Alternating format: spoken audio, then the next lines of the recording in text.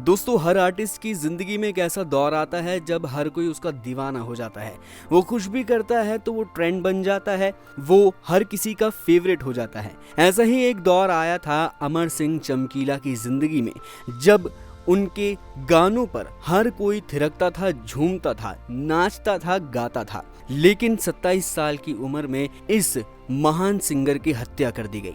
ऐसा ही कुछ recent time में हमने सिद्धू मूसेवाले के साथ भी देखा, जिनको 28 साल की उम्र में गोलियों से छलनी कर दिया गया। लेकिन अब आप सभी के सामने ये सवाल आ गया होगा कि आखिर कौन थे अमर सिंह चमकीला, जिन्हें 27 साल की उम्र से गोलियों से छलनी कर दिया गया था।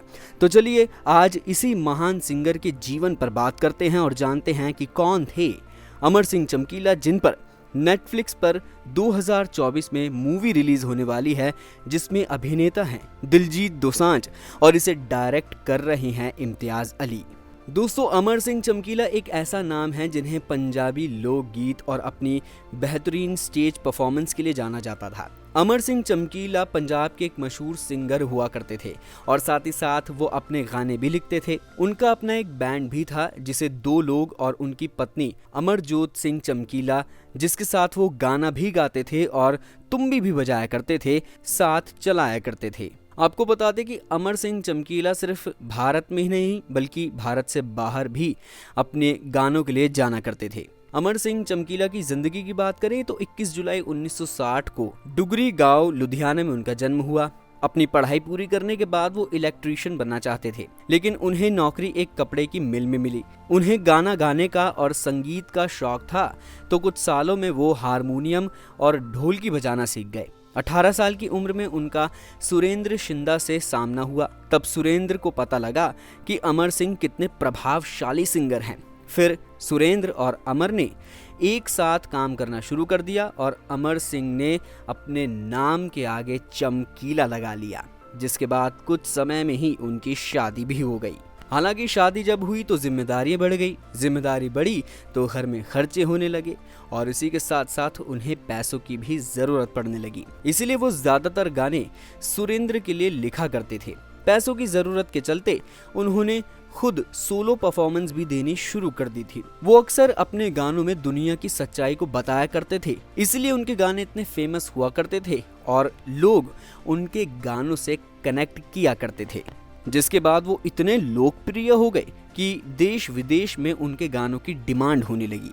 इसके कुछ समय बाद चमकीला ने सोनिया शिंदा के साथ मिलकर स्टेज परफॉर्मेंस देनी शुरू कर दी। दरअसल सोनिया शिंदा सुरेंद्र शिंदा के साथ गाया करती थी, लेकिन सुरेंद्र जब कनाडा के टूर पर गए थे तब वो अपने साथ एक और लोकप्रिय सिंगर गुलशन कोमल को लेके गए थे, जिसके चलते सोनिया ने चमकीला को कहा कि वो अपनी एक एल्बम रिकॉर्ड करें। जिसके बाद साल 1981 में दोनों ने मिलकर 8 गाने रिकॉर्ड किए। एल्बम का नाम रखा गया बापू साडा गुम हो गया।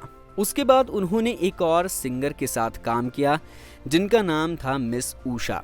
उसी साल उन्होंने अमरजोत के साथ भी काम किया था। अमरजोत खुद भी काफी लोकप्रिय सिंगर थी। कुलदीप मानक जैसे जाने माने सिंगर के साथ भी वो काम कर चुकी थी, जिसके बाद जल्द ही चमकीला और अमरजोत की जोड़ी सुपर हिट हो गई। इस जोड़ी को सुपर हिट बरकरार रखने के लिए अमर सिंह चमकीला ने 23 मई 1983 में अमरजोत के साथ दूसरी शादी कर ली। अब आप किस्मत का साथ कहिए या फिर अमर सिंह चमकीला की किस्मत, क्योंकि इस दूसरी शादी के बाद से ही उनकी किस्मत के तारे अचानक से चमक उठे।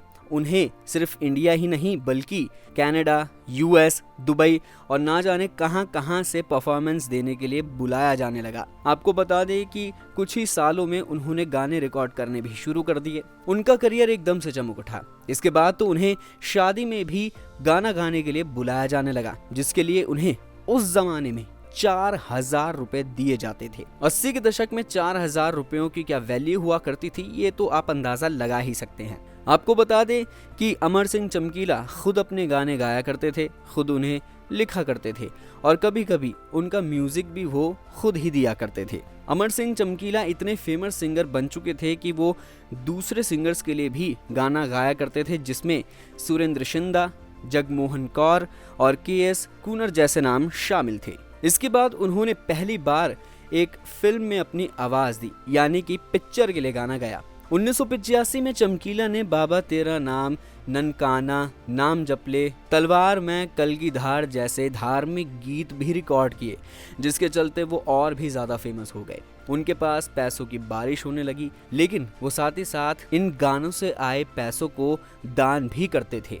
फिल्म में उनका सबसे पहला गाना 1987 में आई फिल्म पटोला में दर्शाया गया था और वो गाना था ललकारे नाल। लेकिन फिर दोस्तों एक वक्त ऐसा आया जिसने पूरी दुनिया को झकझोर कर रख दिया। 1988 में जब चमकीला महसामपुर पंजाब में एक परफॉर्मेंस देने जा रहे थे, उस दौरान बाइक सवार बदमाशों ने उन पर ताबड़तोड़ गोलियां चलानी शुरू कर दी और उन्हें गोलियों से छल्ली कर दिया। चमकीला के साथ उनकी पत्नी की भी हत्या कर दी गई थी। उस वक्त चमकीला की उम्र मात्र 27 साल की थी। चमकीला को मारने वाले बाइक सवार बदमाश कभी पकड़े नहीं गए और ना ही ये पता चल पाया कि आखिर उनकी मौत के पीछे कौन था।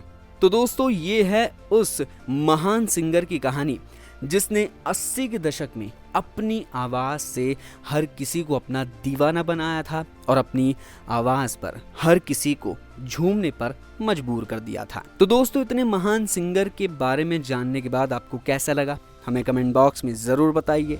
ऐसे ही और वीडियोस आप देखने के लिए अभी सब्सक्राइब करें हमारे YouTube चैनल यार क्रिएटर्स को।